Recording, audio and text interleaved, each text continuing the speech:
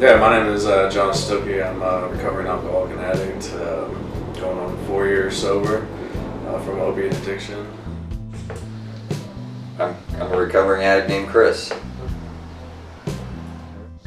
My name is Colton Baker. I'm a recovering heroin addict. Hi, my name's Jesse. I'm a recovering heroin addict. My name's Luke. I'm 33 years old. I'm a recovering heroin addict. My name is Justin, and I am a recovering heroin addict. My name is Courtney. I am a person with a substance use disorder.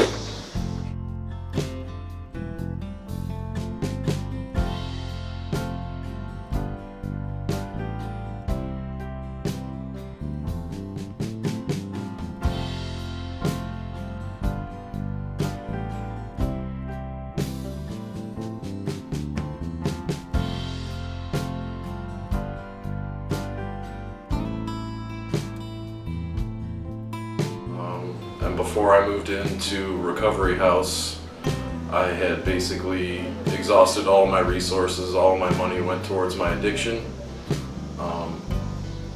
Thankfully, my family cared enough about me to help me get into treatment, both financially and, support-wise, morally, emotionally.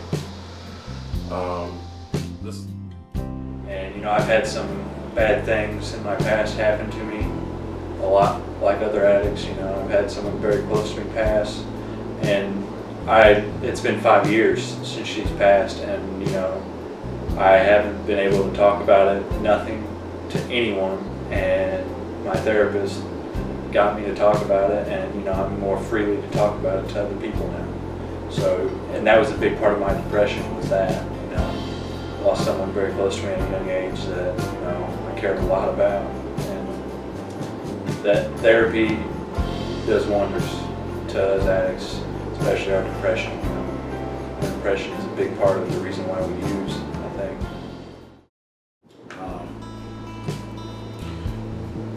In addiction, we lose so much hope. We lose so many, not only just material things, we lose ourselves. We start to not even understand who we are and some of the things that we do, and we find ourselves in a place where we never imagined being. And one day when you wake up and you're in that world that you've become to learn how to navigate through, but you really don't understand. You have to be able to regain back a lot of those things that you lose. Yourself, your financial situations, your decision making, your interactions, relationships. And part of that is learning how to live.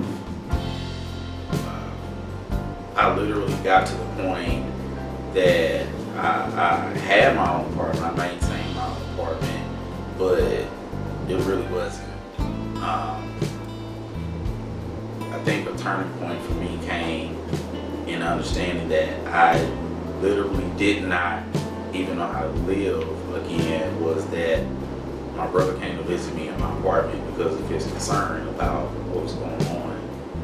And we sat down and we talked. And, it was kind of pretty slick, and he just kind of went through the apartment. And he sat down. He saw how unkept my apartment was, and it was in disarray. It was literally in a condition that people shouldn't be living in. And it really hit me when he pointed that out to me. And that's when I realized that I had to make some changes. I had to regain back those things that I used to have. The transitional living, when I decided to take advantage of that, literally helped to change my life. I've been suffering from this disease for about 10 years. I was been to treatment center after treatment center. I, lost hope a long time ago. My family lost hope. My loved ones lost hope. It came down to a life or death situation for me. It was either I was going to get clean or I was going to go on to the better ends. If it wasn't for the recovery house, if it wasn't for the 12-step programs that I attend and do daily, I would still be in a gutter or under a bridge somewhere, trying to find $5 so I can get my next fix. Because that's what I thought I was worth. Because, I had a relapse in the house.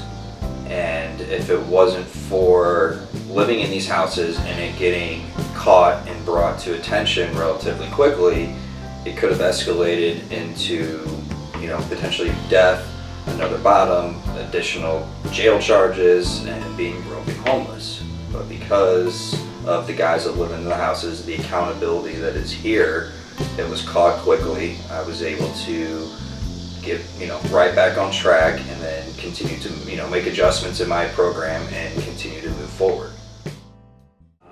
So basically, my experience with medically assisted treatment is I was 5 years hooked to heroin.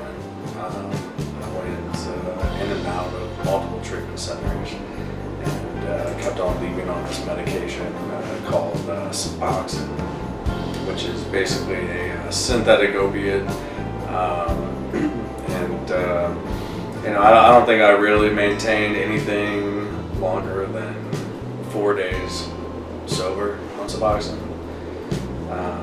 It was a medication that helped me with detox, but ultimately transformed into dependence.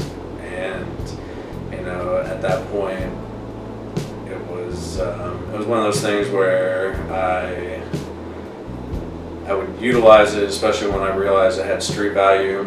I would use it for a little bit, and then I would cap out. My tolerance on it would quickly go to a point that I needed more, or it wasn't satisfying needs, in which then, depending on what my circumstances were, I would either sell it at that point to get dope, or I would only take it when I didn't have money. So I basically used it as a crutch in gaps in my addiction. Finally, in a moment of clarity on my probably 6th intervention with my family in the treatment center, I basically told them, what I'm doing is not working. Going back to your guys' house, my parents' house, staying on Suboxone, things like that, it wasn't working. My addiction will not allow me to completely shut itself down, in which I am begging and pleading for your guys' help to step in and basically make a decision for me and make some recommendations, and whatever you suggest, I will do. This is 5 minutes that I'm giving you.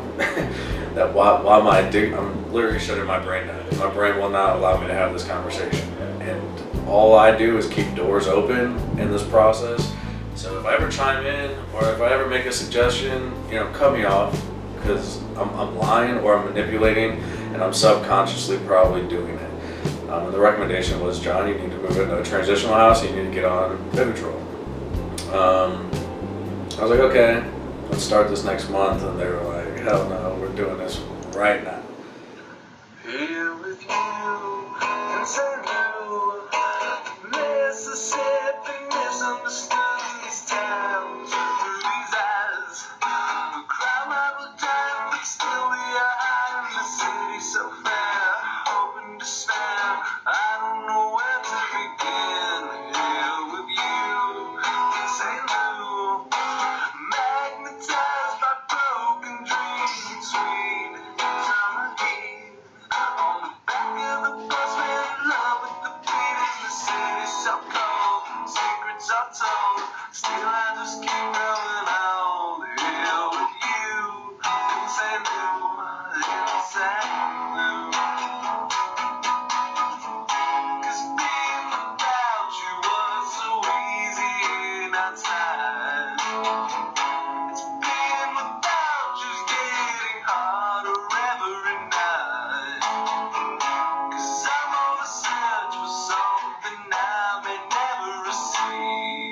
the unfortunate king here with you in St. Louis. The silver Been running transitional living houses called Recovery House for almost 3.5 years. I work at a treatment center called Assisted Recovery Centers of America. I'm a patient care coordinator and I'm peer support up there. I also am the president and executive director of Archway Institute, which is a nonprofit organization that helps fund people in recovery. We try to help fill those gaps that the system has as far as people that are needing or wanting treatment but yet are turned away due to financial barriers, family support issues, or just don't have the necessary means or resources to find appropriate treatment.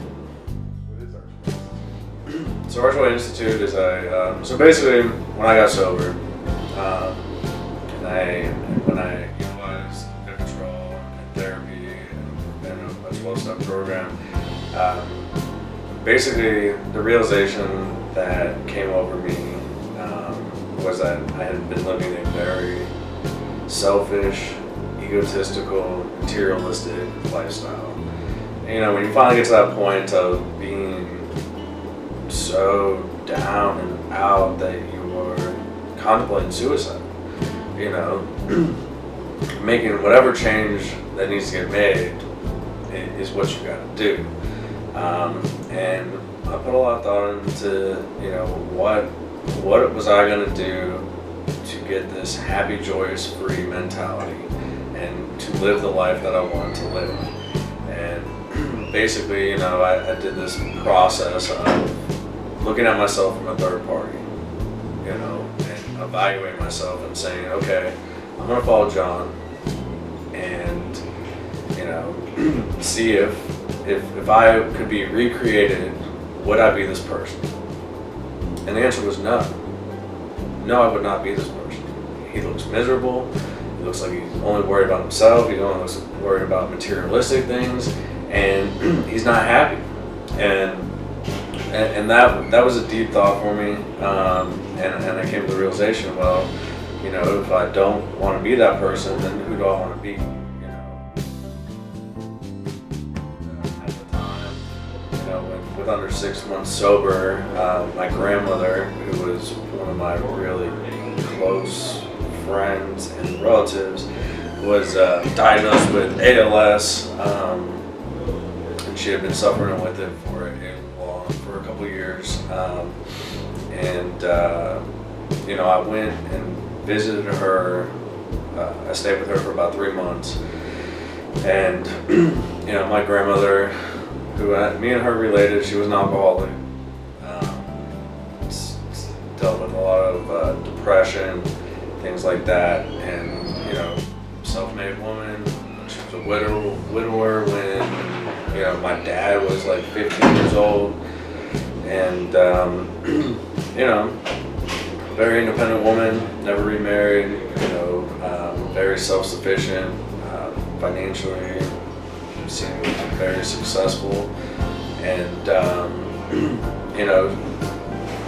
she, when the way ALS works is, affects all the muscles and body, but they call it being buried alive, because you're fully aware of everything that's going on because your brain is unaffected, but your whole entire body is being completely crumbled. And I will tell you that with her last 3 months of living, the happiest I've ever seen her.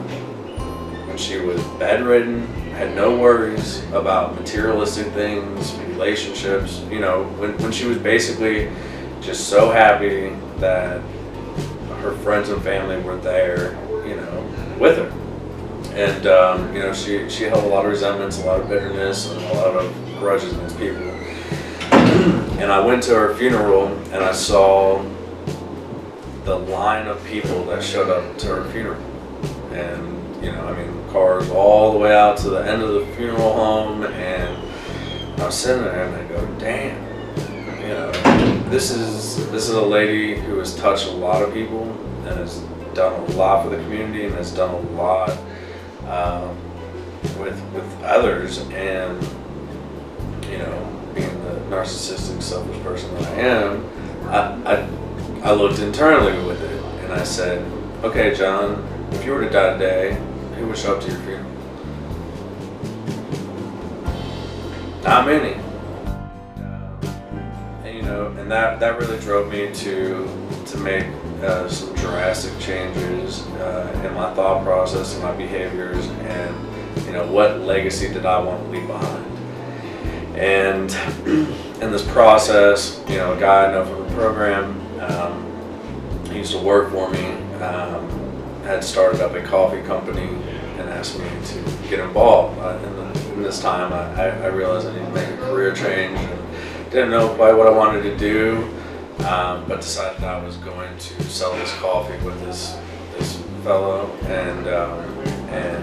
but what I was going to do with that money was whatever I made off of the coffee, I was going to donate it to different treatment centers, with the idea that I had the financial backing and support from my family, and I was blessed in that aspect to be able to get the proper treatment and help needed when I needed it. And come to find out that it's not readily available, and it's not available to everybody, and the biggest barrier is financial issues and support. It was one of those things, when we started, how is the family going to receive us? How is society going to receive us? How is this going to have a long-term effect on us? And we did a radio interview on the Glover Show, and my dad ended up blasting it out to everybody he knew, and it was crazy because the overwhelming support and appreciation from the people that honestly we didn't know what the reaction was going to be. And surprisingly, on the back end of it, my parents started getting all these phone calls from all these people, their friends that they'd known for 20-something years and longer, and come to find out, their kids were struggling with drug and alcohol issues, or they were aware of people struggling with drug and alcohol, or they themselves were in recovery or dealing with drug and alcohol issues, and I think that kind of drove my father to jump on board with this and really take the lead on growing this network, and it's been really exciting to see, and being able to help people when they're in need of it and they feel like they're lost, they feel like no one's there, and where do I turn? And we're able to assist them in whatever it is, whether they need a bed somewhere, whether they need housing, whether they need money for food, whether they need whatever it is, as little, a lot of people think, when they think of recovery and treatment, they're thinking of $100,000 treatment centers out in California, or Malibu passages, and the reality of the situation really is people for $100 to $500 is the difference between them satisfying the deductible, being able to pay for their medications, being able to pay for their first month's rent, to get into a house that could potentially get them all the resources that are needed, to be able to continue outpatient care or therapy, and there's a major gap that needs to get filled in the system. I've been working in the field now for close to 4 years, and it's a mess. I mean, it really is.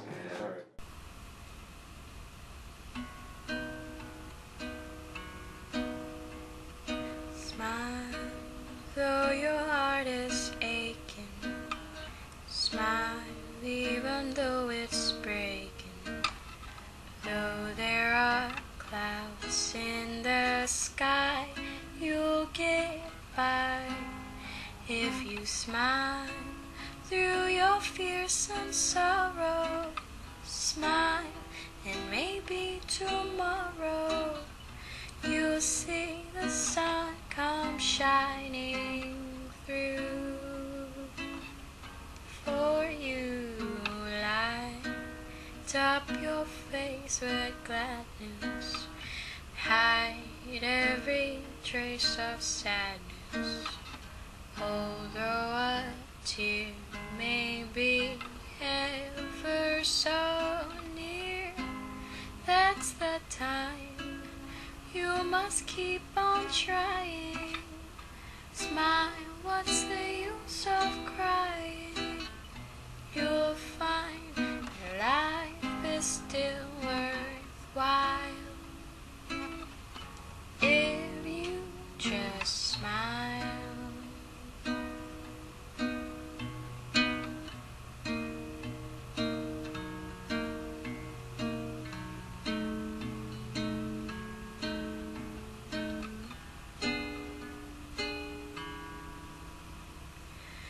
Light up your face with gladness, hide every trace of sadness. Although a tear may be ever so near, that's the time you must keep on trying. Smile, what's the use of crying? You'll find that life is still worthwhile if you just smile.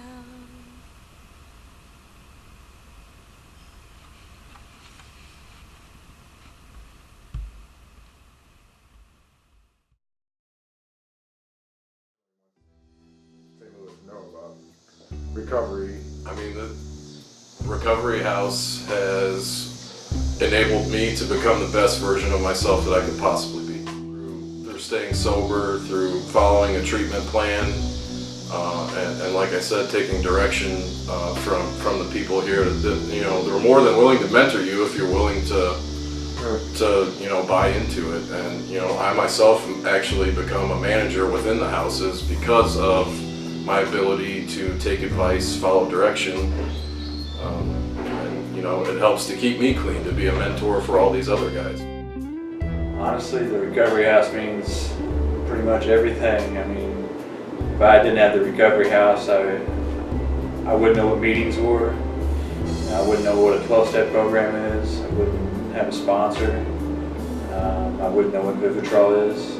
And being around other addicts that are just like me or a lot of similar like me, they help me and motivate me to do better and motivate me to stay in recovery because they're trying to do the same thing. It's not just the houses, it's them too. Like I need those people here with me all the time. And like I said, it means everything to my recovery. Well, it's been a developing process. When I first came in, it was just a few houses that was associated with the treatment center. Now we've grown tremendously, and now we're providing guys with resources for jobs, food, clothing, medication. We've got connections with treatment centers now. It's really been, an expanding process as the houses have expanded. Through these houses, I have become a house manager, and I've been provided job opportunities. I will be starting working at a treatment center as a peer specialist due to my experiences here in the houses. So, these houses are the building blocks to get people integrated back into society. And those guys that have successfully transitioned out of here not only are still associated with the houses by keeping in contact with the guys here, but while they were here, their time here, they expanded their network of individuals. And from living in these houses, you get into a routine, and the guys that are successful continue that routine outside of these rooms. people do recover from addiction. Addiction is a treatable disease, and there are some very simple steps that you can take to succeed. I'm a house manager with Recovery House. What is Recovery House to me? Recovery House is a resource for sobriety. People come to Recovery House who are struggling with addiction, who don't necessarily not have somewhere to go, but need a safe environment to succeed.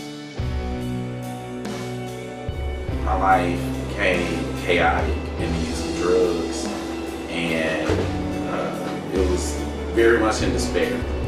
And the Recovery House was, I feel, a very key component in me recovering from the life that I started to live.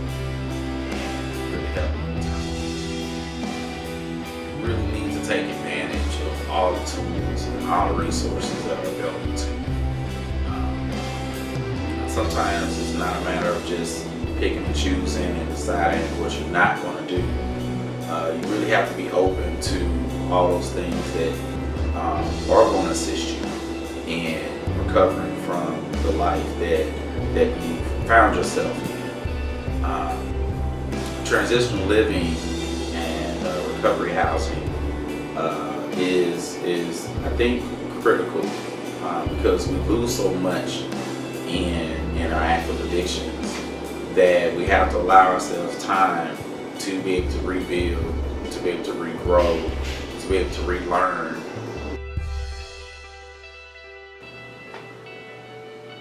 You know, I like your shirt. yeah, the shirt, you know, this just tells me that there are more people like me out there trying to help the next person. If it wasn't for the Recovery House, if it wasn't for the 12-step programs that I attend and do daily, I would still be in a gutter or under a bridge somewhere, trying to find $5 so I can get my next fix, because that's what I thought I was worth.